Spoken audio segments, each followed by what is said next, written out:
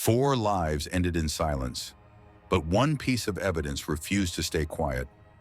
Subscribe now. Miss it once, and you may never see this channel again.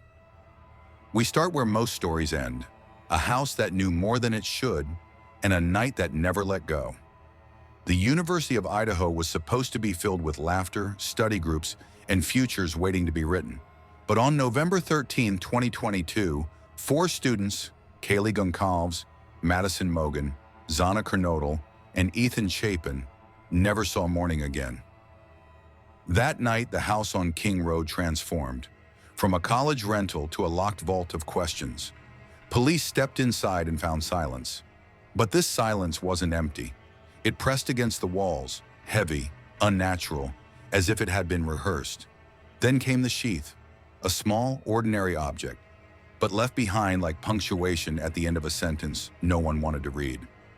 On its surface, science whispered a name: Bryan Kohberger.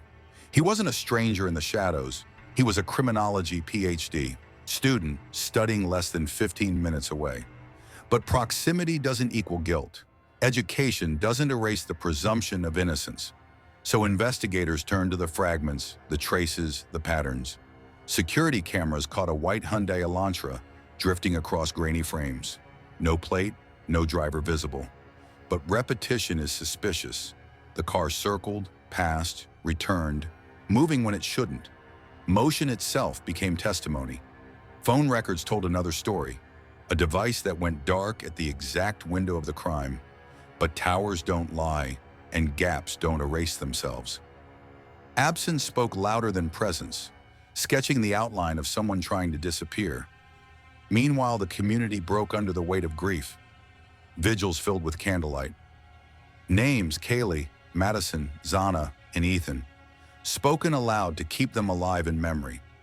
But grief wanted answers, not only rituals. The courtroom became the arena where silence had to face evidence. The defense struck back, arguing the DNA was contaminated, the phone data misread, the car trail coincidence.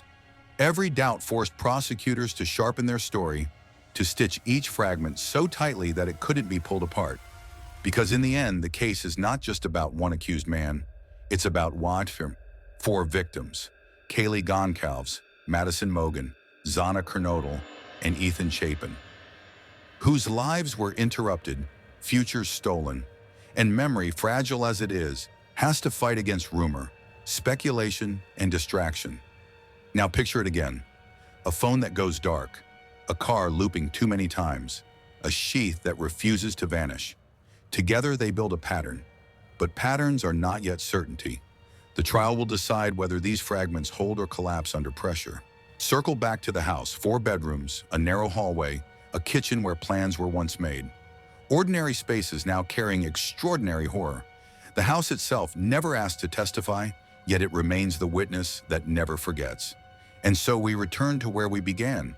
4 lives ended in silence, but one piece of evidence refused to stay quiet.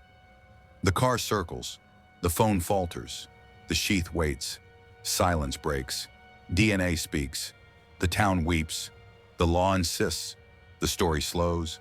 Subscribe right now, because scroll away once, and this channel may vanish from your reach forever. Which single detail feels most decisive to you? The sheath, the phone gaps, or the car trail?